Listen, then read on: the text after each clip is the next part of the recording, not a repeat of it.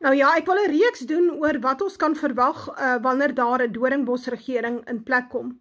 Nou daar's nog mense wat dink die ANC gaan nog vir die volgende 30 jaar regeer. Ek het vir jou slegte nuus. Die ANC se tyd is om.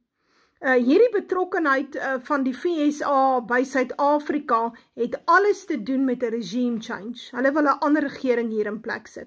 En is interessant, dit word nou nogal openlik, mense stel dit op in verskeie berigte op YouTube. Ek sien Rob Hershoff het iets daaroor te sê, BizNews, praat met verskeie ouens oor, who's going to replace Cyril Ramaphosa? Dit word gepraat. Nou ja, want nadat die DA gaan kuiere daar by die FSA. Toe is daar vir hulle mooi verduidelik, daar kom 'n nuwe regering in plek. Dis wat vir hulle gesê het. En dit is hoekom die DA maak reg om plek te kry in die nuwe Doornbos regering. So hulle sal dans na die pype van die FSA. Dit wat die FSA vir hulle sê om te doen, dit gaan hulle doen. Maak jou nou maar klaar daarvoor. Reg. DA is 'n puppet government. Toe hulle gaan kuier nou die dag, ek dink ek wil in die Joodse staat gekuier, weet jy of hulle wil of hulle dit al gaan doen het nie. Maar waaroor gaan dit? Hulle verstaan die Jode bepaal die agenda en daarom het hulle daar gaan gat kruip daar by die Jode in die Joodse staat. Want dit gaan oor politieke mag en geld en pensioene en so aan. En daarom sal ouens soos die DA en is 'n hele paar ander organisasies wat ons gaan sien, gaan plek kry in 'n sogenaamde Doornbos regering wat eintlik 'n puppet government is. Maar hoe dit ook al sy, die vraag is, hoe gaan dit lyk vir ons gewone ou onder hierdie nuwe puppet government wat inkom? En iets wat ek sien in Australië, sowel in Skotland, sowel as in Brittanje, is dat hulle die reg tot gebed begin wegvat. Luister mooi, jou reg om te bid begin hulle wegvat. Ons sal 'n bietjie praat oor die situasie in Skotland en so aan. Daar gooi hulle dit oor 'n ander boeg, menende, hulle het 'n ander rede vir wat hulle nou in plek wil sit. Maar die een in Australië gaan dan nou daaroor new law criminalize praying with someone about gender, sexuality, identity, international Christian concern. Dit was die 17 April 2025, wat hierdie berig uitgekom het. Hier is nog een new Australian law makes certain prayers unlawful. Reg. En in hierdie geval mag jy nou nie saam met 'n ou bid oor sy seksuele identiteit of sy gender identity, sê maar dis nou iemand wat LGBTQ is en nou wil hy wil nou bekeer, kom ons sê hy wil bekeer, of wat ook al, nou vra hy vir jou om saam met hom te bid. Selfs so gebed kan jou strafbaar kry vir 5 jaar. Selfs al word jy gevra om saam met so 'n ou te bid oor sy probleem. Nou, hy het na jou toe gekom. Nou bid jy saam met hom. So iets kan jou in die tronk kry vir 5 jaar. Dis Australië. Reg.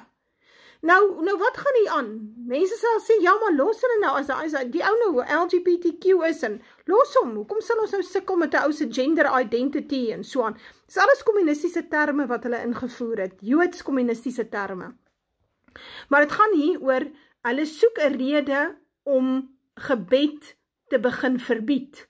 En hierdie is 'n baie oulike rede om te sê, wel, 'n pastoor kan nou nie meer bid hieroor nie, en hy kan nie saam met 'n ou bid oor hierdie saak nie, so, indien so 'n geval gebeur, wel, en dit kom uit, wel, dan gaan ons hom toesluit. Maar hierdie is net die begin. Dit is soos met die rokers daai tyd. 'n roker mag nou nie rook in 'n restaurant nie, dan moet hy in 'n spesifieke area gaan sit. En die rokers is geteiken, want baie mense gaan saamstem. Hulle sê wel, rook is nadelig, en ons gaan nie sit by 'n roker nie, so. Hulle moet verkieslik op hulle eie spasie sit. En dan binnekort, en dan wat het gebeur is oor tyd, dan raak die wetgewing teen die rokers al hoe strenger, of jy nou van rook hou of nie rook hou nie, ek rook nie, maar ek sien die gevaar.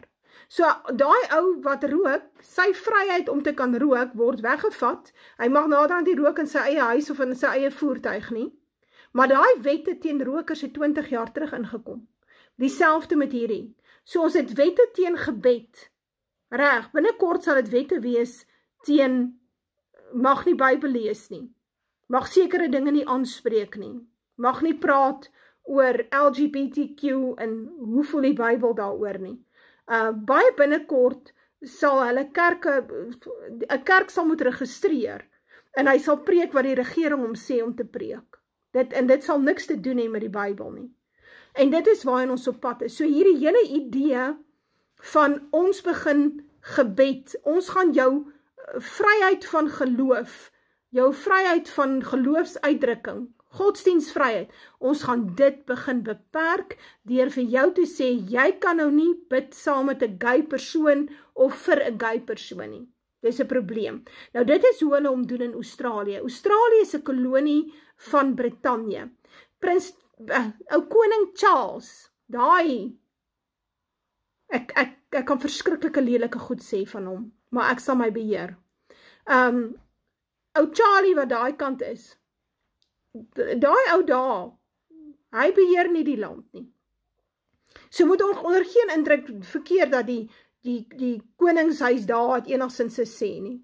Hulle is 'n monopolie, hulle is 'n vrymesselaars, droods, okkultiese organisasie, nes die res. Maar hulle kroon behoort aan die pausdom. Jare terug, hier in die 11de eeu het hulle dit verkwansel aan die pausdom vir geld. Reg. En daarom oefen die pausdom die beheer uit oor die Britse koningshuis. En ou Charlie is nou 'n moslim. Hy is effektiewelik nou 'n moslim. Ons kan 'n bietjie daaroor praat op 'n stadium.